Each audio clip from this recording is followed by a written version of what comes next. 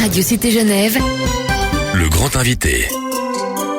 Cléa Favre. Aujourd'hui, plus d'1 milliard d'êtres humains souffrent de la faim. Pourtant, le droit à l'alimentation est un droit humain fondamental. Sans nourriture adéquate, l'existence humaine n'est bien entendu pas possible. Quelles sont les principales causes de la faim dans le monde? Quelles solutions? Pour tenter de répondre à ces questions, nous sommes en compagnie de Léa Winter, coordinatrice de l'Observatoire du droit à l'alimentation et à la nutrition basé à Genève. Bonjour Léa Winter.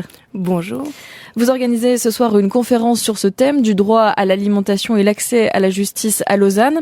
Alors, ce droit à l'alimentation est entériné dans l'article 25 de la Déclaration universelle des droits de l'homme, ainsi que dans le pacte de l'ONU sur les droits économiques, sociaux et culturels, signé par 160 États. Est-ce que ça sert à quelque chose? Est-ce que ça change quelque chose que ce droit soit reconnu formellement? Bah oui, bien sûr. C'est un peu le but de notre travail. Donc, moi, je travaille pour FIAN, qui est une organisation qu'on appelle de défense et de promotion des droits humains. C'est-à-dire que, effectivement, notre travail est vraiment découle de la Déclaration des droits de l'homme et après des pactes justement qui ont suivi. Et jour après jour, année après année, on essaie justement de préciser ce que ça veut dire ce droit à l'alimentation.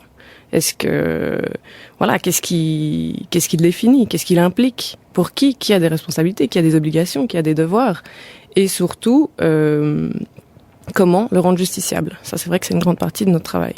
Donc de ces grands pactes qui dans beaucoup de systèmes de justice, justement le droit à l'alimentation n'est pas reconnu comme un droit fondamental. Parfois, on peut l'invoquer en passant par le droit à la santé ou le droit à la vie. Ça se passe dans certains pays, en Suisse par exemple. Mais souvent, ce qu'on essaie de faire, c'est vraiment que les gouvernements développent des lois cadres qui traitent du droit à l'alimentation et qui définissent ce droit vraiment dans le détail. Votre objectif à terme, c'est qu'il y ait des sanctions pour les responsables? Bien sûr. Oui, il faut vraiment mettre fin à l'impunité. C'est vraiment notre slogan. Parce que, pour nous, ce sont des droits justiciables, ce sont des droits fondamentaux, et il est impératif que les États les reconnaissent comme tels, et qu'il y ait des conséquences. On pourrait se dire comment un État peut garantir ce droit à l'alimentation, alors que finalement, il n'y est pour rien s'il n'y a pas suffisamment de nourriture. Mais ça, c'est une idée fausse, en général. Ouais, c'est pas vraiment la nourriture le problème principal. C'est pas la pénurie de nourriture qui est la cause de la faim dans le monde, pas du tout. Il y a des épisodes de famine où vraiment il y a des problèmes dans certains pays, comme on voit à la Corne de l'Afrique. Il y a assez de nourriture sur Terre, on a les moyens technologiques pour la faire arriver où on veut, si on voulait. Donc il faut pas penser que c'est une fatalité. La faim n'est pas une fatalité. Donc où commence, où s'arrête la responsabilité d'un État par rapport à la faim? C'est ça, première responsabilité. Nous, c'est vraiment notre interlocuteur principal. C'est à lui qu'on s'adresse pour nos revendications. C'est-à-dire que ces obligations sont très clairement définies maintenant dans plusieurs textes. Après, au-delà du pacte, maintenant il y a eu une observation générale du Comité des droits économiques, sociaux et culturels qui définit encore plus que ça implique ces obligations. Et puis même, on dit que l'État, au maximum de ses capacités, doit faire face à la situation. Et si vraiment, il pouvait pas, pour des raisons financières, on sait qu'il y a des États qui ont des problèmes de budget, etc., il a l'obligation de faire appel à la coopération internationale. Donc après, la responsabilité, elle est de toute façon sur les États. Si c'est pas sur les États qui sont en crise et puis qui ne peuvent pas assumer, ça sera sur les États riches qui ont l'obligation de leur venir en aide. Ça, c'est très clairement indiqué. Concrètement, pourquoi un État pourrait être en cause dans la faim? C'est quoi? C'est l'absence d'état de droit? C'est l'exclusion de certaines personnes? La marginalisation et l'exclusion des personnes, c'est là-dedans que vraiment on trouve le pattern de la faim, si on veut. C'est vraiment là, dans une société, il y aura, si les règles ne sont pas mises en place pour s'occuper des personnes les plus vulnérables qu'on a dans toutes les sociétés, c'est ces personnes-là qui vont le plus facilement basculer du côté de la faim. Ça doit être la priorité, toujours les programmes qui s'occupent de ces personnes-là. Alors, il n'y a pas que les États qui sont en cause, il y a aussi les multinationales qui ont aussi leur part de responsabilité puisqu'elles utilisent des surfaces cultivables importantes destinées à l'exportation. Alors là, comment on peut faire pour redonner une place à la production locale? Ok. Donc là, ce qu'on essaie de faire aussi au niveau international, c'est de développer des obligations extraterritoriales. On appelle ça les obligations extraterritoriales de l'État en matière de droits de l'homme. C'est quelque chose dont personne ne voulait entendre parler encore il y a quelques années et qui maintenant se développe vraiment de plus en plus. On va d'ailleurs présenter en mars à Genève les principes de Maastricht, qui sont donc ces principes-là sur les obligations extraterritoriales et qui donc visent les États, mais le but final, c'est vraiment que les entités privées soient aussi visées par ça. C'est-à-dire qu'elles ont des responsabilités. Et en fait, surtout, nous, notre logique, vu qu'on s'adresse quand même à l'État, c'est que les compagnies qui ont leur siège dans un État, ces États-là sont responsables des activités de cette compagnie à l'étranger. Elle a une responsabilité là-dessus. Par exemple, voilà, la Suisse est responsable des activités de Nestlé ou de Syngenta à l'étranger. Les États riches ont bien sûr un rôle à jouer là-dedans. Comment la Suisse joue son rôle ? Est-ce qu'elle le joue pleinement ? Non, alors la Suisse ne le joue pas pleinement. La Suisse a dû se présenter devant justement le Comité des droits économiques, sociaux et culturels en novembre 2010 pour présenter son rapport sur l'avancement de ses droits en Suisse. Et elle s'est fait un peu taper sur les doigts. Parce que fondamentalement, le problème, c'est que la Suisse, justement, ne reconnaît pas le droit à l'alimentation comme un droit justiciable. Enfin, même les droits économiques, sociaux et culturels en général. C'est-à-dire qu'on peut pas vraiment les invoquer dans les juridictions en Suisse et on peut pas l'incorporer en droit interne. Donc ça, ils le voient plus comme des buts sociaux ou des objectifs programmatiques, mais ils en ont pas fait des obligations juridiques contraignantes. Donc ça, c'est le principal problème. Et puis voilà, la Suisse, en tant que pays riche, a des obligations de coopération, ça c'est sûr. Le 0,7%, etc., qu'elle peine à accomplir, alors que voilà, on est un des pays plus riches du monde et c'est assez lamentable. Mais aussi, en Suisse, quoi, il y a des situations tragiques. Enfin voilà, les personnes qui sont sans papier, les personnes qui sont déboutées du droit à l'asile, ces personnes-là se retrouvent dans des situations à dépendre de l'aide d'urgence, et l'aide d'urgence n'est pas suffisante pour garantir les droits fondamentaux.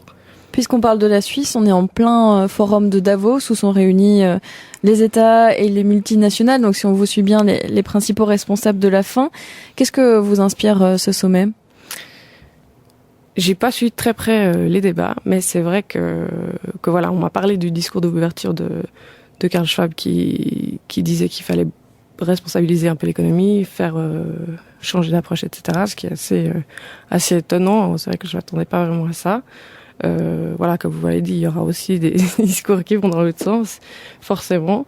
Voilà, la responsabilisation. Enfin, je pense qu'il a parlé de ça, et puis nous, c'est vraiment la thématique, quoi. C'est vraiment, on peut pas continuer comme ça à faire cette économie de casino et cette spéculation sur des choses aussi importantes que le prix des denrées alimentaires qui ont eu un tort énorme, qui ont fait des ravages. Enfin voilà, que la faim augmente encore maintenant, c'est dramatique. Et puis ça fait grande partie, c'est dû à ces décisions économiques qui maintenant visent le profit pour le profit plutôt que l'amélioration du bien-être de la société en général. Justement, dans ce discours, il était aussi question d'économie durable. Et quand on parle du réchauffement climatique, on nous prédit souvent une guerre pour les ressources indispensables. Mais est-ce que cette guerre pour l'eau, pour la terre, n'a pas déjà commencé ? Oui, bien sûr, dans plein de pays, c'est au centre des conflits qu'on peut observer. Hein, mais même au niveau très local, quoi. Les pastoralistes avec les agriculteurs se battent pour des surfaces, voilà, parce que la désertification avance. Le modèle agricole qu'on a choisi d'agriculture intensive détruit les sols. On perd des énormes surfaces de terrains cultivables parce qu'ils sont complètement appauvris par des années de traitement intensif aux engrais chimiques et aux pesticides, et ces terres après ne servent plus à rien. Et voilà, le problème maintenant d'accaparement de terre, on est en plein dedans. Et puis c'est exponentiel parce qu'il y a eu justement ce shift de l'économie vers maintenant les investissements dans le foncier et puis dans les matières premières qui fait que voilà, les prix sont envolés. C'est devenu un investissement qu'on fait sans réaliser ce qu'on est en train de faire, quoi. Et ça donne une valeur qui attire les investisseurs où il n'y a plus aucune connexion avec à quoi cette terre doit servir et qu'il y a des gens dessus qui la cultivent et qui en vivent. Et ce sont les personnes en milieu rural qui souffrent le plus de la faim. Comment ça on l'explique ? Ouais, ça c'est le grand paroxysme de tout ça. C'est que voilà, c'est en milieu rural où, dans plein d'endroits, on fait de l'agriculture pour l'exportation. Donc on cultive des denrées qui sont pas forcément vivrières pour ces personnes-là. Elles gagnent un salaire de misère, sont exploitées sur des énormes plantations et n'arrivent pas à nourrir leur famille. Et voilà, elles peuvent faire un tout petit peu d'agriculture de subsistance, mais au moindre choc, il n'y a aucun système, aucun filet de sécurité, il n'y a pas d'infrastructure. Enfin voilà, ces zones rurales qui sont complètement délaissées par les grandes capitales où toute l'attention et tous les médias sont centrés là-dessus. On le dit peu aussi, mais ce sont 70% de femmes qui souffrent de la faim, selon les chiffres de l'association Pain pour le prochain. Comment on explique cette inégalité ? Ça, c'est les grands schémas d'inégalité entre les genres. On l'observe dans quantité de sociétés. Ce sera toujours la femme qui mange en dernier, qui mangera le moins, pour offrir la meilleure part à son mari et à ses enfants. Quoique non, les enfants passent encore des fois après les adultes, quoi. Enfin, ce qui est, au point de vue nutritionnel, complètement aberrant. Mais voilà, ça sera la première à se priver, celle qui va aussi... il y a aussi ce problème de malnutrition chronique, quoi, qui fait qu'en fait, ça se reproduit aussi. Des femmes malnutries, qui tombent enceintes très jeunes, qui vont donner naissance à des enfants qui seront déjà en état de carence alimentaire, et puis c'est un cycle qui se poursuit, quoi. Et c'est vrai que nous, on essaie d'axer vraiment au maximum nos programmes sur les femmes. Léa Winter, on va terminer sur une note plus légère avec des questions qui attendent des réponses courtes. C'est notre petit rituel.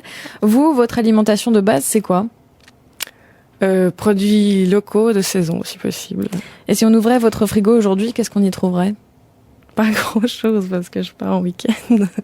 J'essaye d'acheter juste ce que j'ai besoin et puis de jamais jeter, ça c'est très important.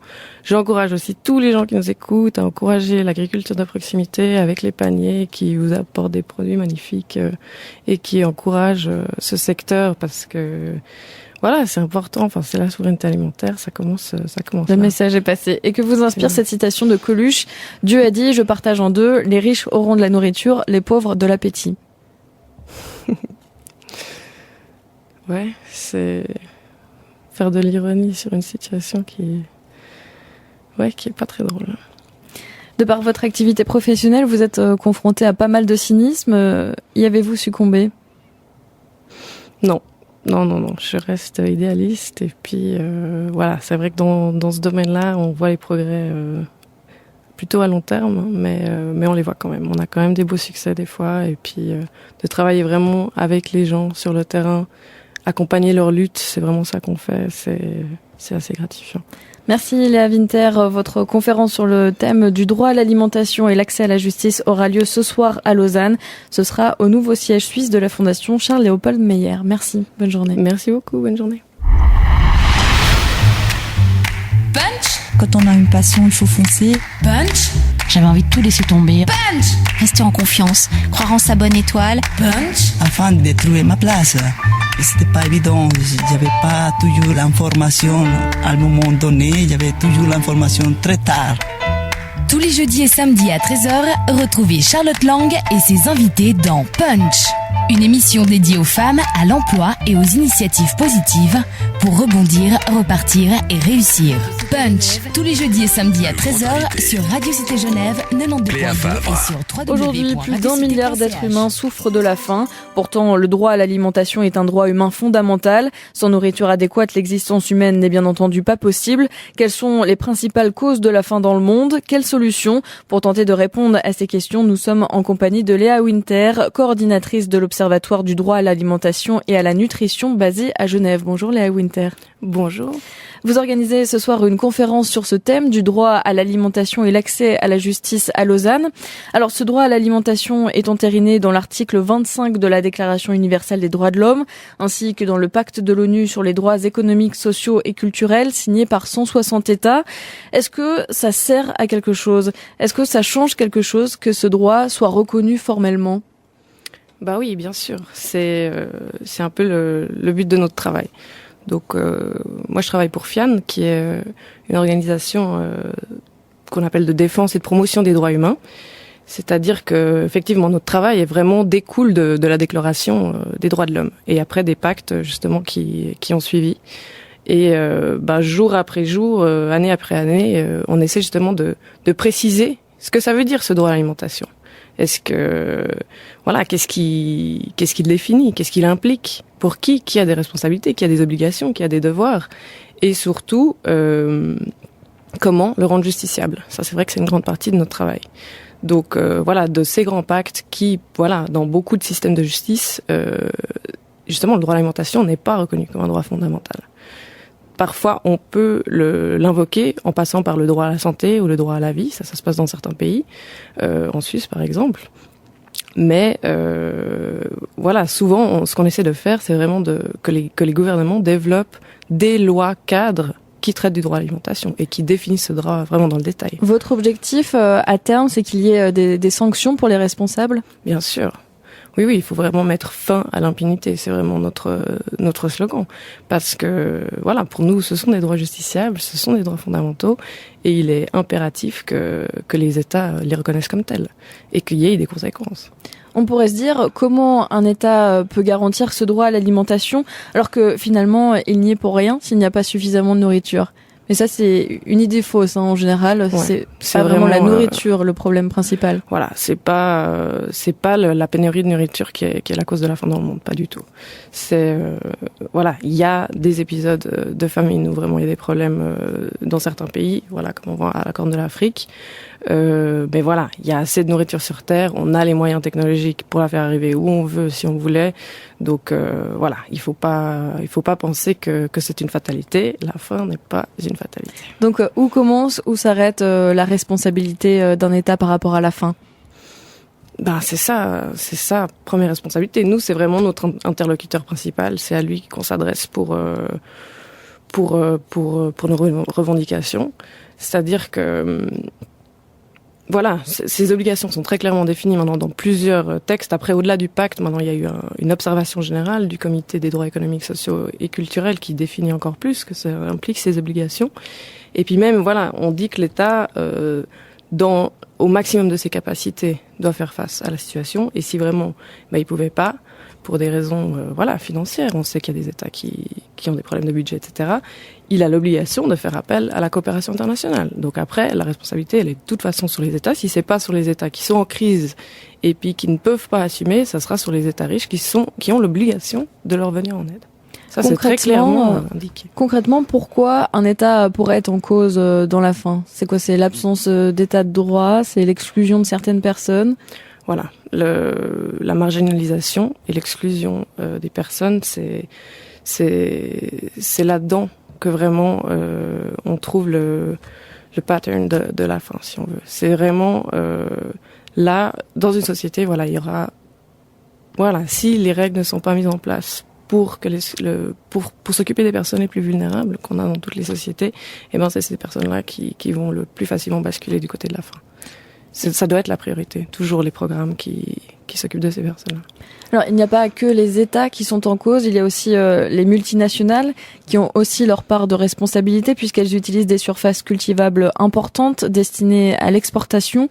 Alors là, comment on peut faire pour redonner une place à la production locale ?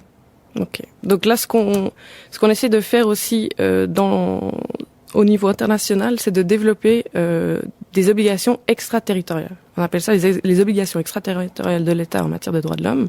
C'est quelque chose dont personne ne voulait entendre parler encore il y a quelques années et qui maintenant se développe vraiment de plus en plus. On va d'ailleurs présenter en mars à Genève les principes de Maastricht, qui sont donc ces principes-là sur les obligations extraterritoriales et qui donc visent les États, mais le but final, c'est vraiment que les entités privées soient aussi visées par ça.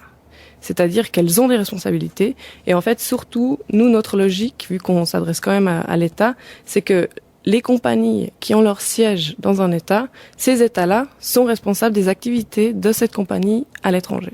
Elle a une responsabilité là-dessus. Par exemple, la Suisse est responsable des activités de Nestlé ou de Syngenta à l'étranger. Les États riches ont bien sûr un rôle à jouer là-dedans. Comment la Suisse joue son rôle ? Est-ce qu'elle le joue pleinement ? Non, alors la Suisse ne le joue pas pleinement. La Suisse a dû se présenter devant justement le Comité des droits économiques, socio-culturels en novembre 2010 pour présenter son rapport sur l'avancement de ses droits en Suisse. Et elle s'est fait un peu taper sur les doigts. Parce que fondamentalement, le problème, c'est que la Suisse, justement, ne reconnaît pas le droit à l'alimentation comme un droit justiciable. Enfin, même les droits économiques, socio-culturels en général. C'est-à-dire qu'on peut pas vraiment les invoquer dans les juridictions en Suisse et on peut pas l'incorporer en droit interne. Donc ça, ils le voient plus comme des buts sociaux ou des objectifs programmatiques, mais ils n'en ont pas fait des obligations juridiques contraignantes. Donc ça, c'est le principal problème. Et puis voilà, la Suisse en tant que pays riche a des obligations de coopération, ça c'est sûr. Le 0,7%, etc. Quelle peine à accomplir alors que voilà, on est un des pays plus riches du monde et c'est assez lamentable. Mais aussi en Suisse, quoi, il y a des situations tragiques. Enfin voilà, les personnes qui sont sans papier, les personnes qui sont déboutées du droit à l'asile, ces personnes-là se retrouvent dans des situations à dépendre de l'aide d'urgence et l'aide d'urgence n'est pas suffisante pour garantir les droits fondamentaux. Puisqu'on parle de la Suisse, on est en plein forum de Davos où sont réunis les États et les multinationales. Donc si on vous suit bien, les principaux responsables de la faim. Qu'est-ce que vous inspire ce sommet ? J'ai pas suivi très près les débats, mais c'est vrai que voilà, on m'a parlé du discours d'ouverture de Karl Schwab qui disait qu'il fallait responsabiliser un peu l'économie, faire changer d'approche, etc. Ce qui est assez étonnant. C'est vrai que je m'attendais pas vraiment à ça. Voilà, comme vous l'avez dit, il y aura aussi des discours qui vont dans l'autre sens, forcément. Voilà, la responsabilisation. Enfin, je pense qu'il a parlé de ça, et puis nous, c'est vraiment la thématique, quoi. C'est vraiment, on peut pas continuer comme ça à faire cette économie de casino et cette spéculation sur des choses aussi importantes que le prix des denrées alimentaires qui ont eu un tort énorme, qui ont fait des ravages. Enfin voilà, que la faim augmente encore maintenant, c'est dramatique. Et puis ça fait grande partie, c'est dû à ces décisions économiques qui maintenant visent le profit pour le profit plutôt que l'amélioration du bien-être de la société en général. Justement, dans ce discours, il était aussi question d'économie durable. Et quand on parle du réchauffement climatique, on nous prédit souvent une guerre pour les ressources indispensables. Mais est-ce que cette guerre pour l'eau, pour la terre, n'a pas déjà commencé ? Oui, bien sûr, dans plein de pays, c'est au centre des conflits qu'on peut observer. Mais même au niveau très local, quoi. Les pastoralistes avec les agriculteurs se battent pour des surfaces, voilà, parce que la désertification avance. Le modèle agricole qu'on a choisi d'agriculture intensive détruit les sols. On perd des énormes surfaces de terrains cultivables parce qu'ils sont complètement appauvris par des années de traitement intensif aux engrais chimiques et aux pesticides, et ces terres après ne servent plus à rien. Et voilà, le problème maintenant d'accaparement de terre, on est en plein dedans. Et puis c'est exponentiel parce qu'il y a eu justement ce shift de l'économie vers maintenant les investissements dans le foncier et puis dans les matières premières qui fait que voilà, les prix sont envolés. C'est devenu un investissement qu'on fait sans réaliser ce qu'on est en train de faire, quoi. Et ça donne une valeur qui attire les investisseurs où il n'y a plus aucune connexion avec à quoi cette terre doit servir et qu'il y a des gens dessus qui la cultivent et qui en vivent. Et ce sont les personnes en milieu rural qui souffrent le plus de la faim. Comment ça on l'explique ? Ouais, ça c'est le grand paroxysme de tout ça. C'est que voilà, c'est en milieu rural où dans plein d'endroits on fait de l'agriculture pour l'exportation. Donc on cultive des denrées qui sont pas forcément vivrières pour ces personnes-là. Elles gagnent un salaire de misère, sont exploitées sur des énormes plantations et n'arrivent pas à nourrir leur famille. Et voilà, elles peuvent faire un tout petit peu d'agriculture de subsistance, mais au moindre choc, il n'y a aucun système, aucun filet de sécurité, il n'y a pas d'infrastructure. Enfin voilà, ces zones rurales qui sont complètement délaissées par les grandes capitales où toute l'attention et tous les médias sont centrés là-dessus. On le dit peu aussi, mais ce sont 70% de femmes qui souffrent de la faim, selon les chiffres de l'association Pain pour le prochain. Comment on explique cette inégalité ? Ça, c'est les grands schémas d'inégalité entre les genres. On l'observe dans quantité de sociétés. Ce sera toujours la femme qui mange en dernier, qui mangera le moins. pour offrir la meilleure part à son mari et à ses enfants. Quoique non, les enfants passent encore des fois après les adultes, quoi. Enfin, ce qui est, au point de vue nutritionnel, complètement aberrant. Mais voilà, ça sera la première à se priver, celle qui va aussi. Il y a aussi ce problème de malnutrition chronique, quoi, qui fait qu'en fait ça se reproduit aussi. Des femmes malnutries qui tombent enceintes très jeunes, qui vont donner naissance à des enfants qui seront déjà en état de carence alimentaire, et puis c'est un cycle qui se poursuit, quoi. Et c'est vrai que nous on essaie d'axer vraiment au maximum nos programmes sur les femmes. Léa Winter, on va terminer sur une note plus légère avec des questions qui attendent des réponses courtes. C'est notre petit rituel. Vous, votre alimentation de base, c'est quoi ? Produits locaux de saison, si possible. Et si on ouvrait votre frigo aujourd'hui, qu'est-ce qu'on y trouverait ? Pas grand-chose, parce que je pars en week-end. J'essaye d'acheter juste ce que j'ai besoin et puis de jamais jeter. Ça, c'est très important. J'encourage aussi tous les gens qui nous écoutent à encourager l'agriculture de proximité avec les paniers qui vous apportent des produits magnifiques et qui encouragent ce secteur, parce que voilà, c'est important. Enfin, c'est la souveraineté alimentaire. Ça commence. Le message est passé. Et que vous inspire cette citation de Coluche ? Dieu a dit, je partage en deux. Les riches auront de la nourriture, les pauvres de l'appétit. Ouais, c'est faire de l'ironie sur une situation qui est pas très drôle. De par votre activité professionnelle, vous êtes confronté à pas mal de cynisme. Y avez-vous succombé ? Non, je reste idéaliste, et puis voilà, c'est vrai que dans ce domaine-là, on voit les progrès plutôt à long terme, mais on les voit quand même. On a quand même des beaux succès des fois, et puis de travailler vraiment avec les gens sur le terrain, accompagner leur lutte, c'est vraiment ça qu'on fait, c'est assez gratifiant. Merci Léa Winter. Votre conférence sur le thème du droit à l'alimentation et l'accès à la justice aura lieu ce soir à Lausanne. Ce sera au nouveau siège suisse de la Fondation Charles-Léopold Meyer. Merci, bonne journée. Merci beaucoup, bonne journée.